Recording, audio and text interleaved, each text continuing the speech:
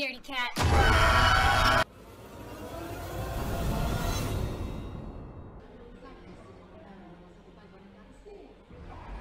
Je me prépare. Je fais cet enregistrement parce que je ne sais pas ce qui m'attend. Il se passe quelque chose de vraiment étrange.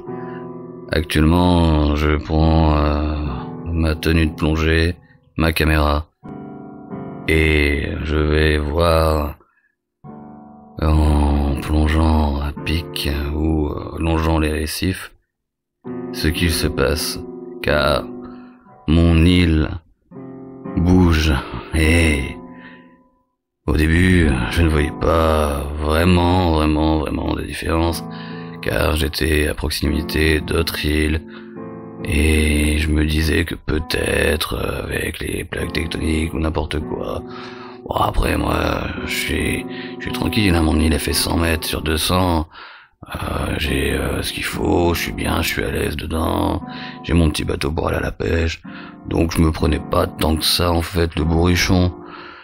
Mais là, d'un coup, mon île a fait un sprint, en quelque sorte.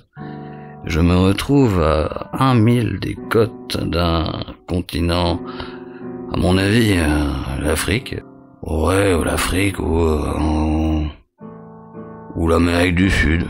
Bon, au choix. Ça peut être un des deux, vu que je suis dans l'Atlantique en même temps, hein, et que jusqu'à maintenant, mon île...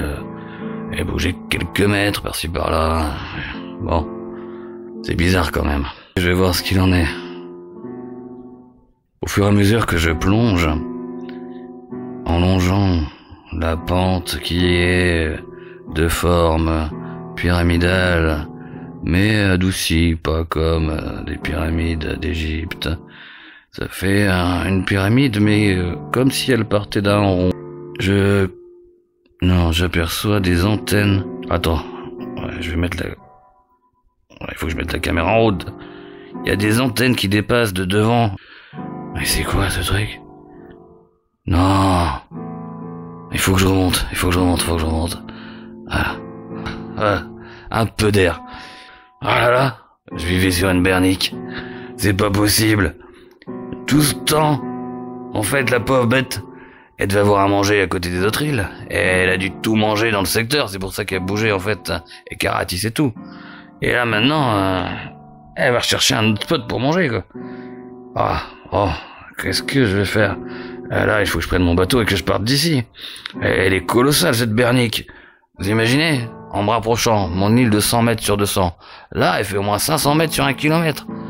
Et la bernique est encore sous l'eau. C'est quoi ce monstre? Je suis sur une île vivante. Ouais, la classe en même temps. Mais bon. Comment je peux faire?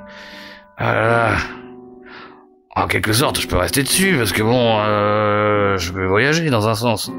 Après, faut pas qu'elle se balance dans une fosse comme la fosse des Mariannes ou quelque chose comme ça. Parce que si je dors et qu'elle a comme idée de manger une petite algue qui lui plaît dans la fosse des Mariannes, je risque de boire la tasse, hein, mais la bonne. Hein. Alors, en fin de compte, je pense que je vais placer mon petit bateau dehors, juste devant ma maison, pour le cas où, que je dois partir en urgence, hein, au cas où qu'elle décide de faire un plongeon dans la fosse, dans une des fosses. Et voilà, je vais rester sur mon île vivante.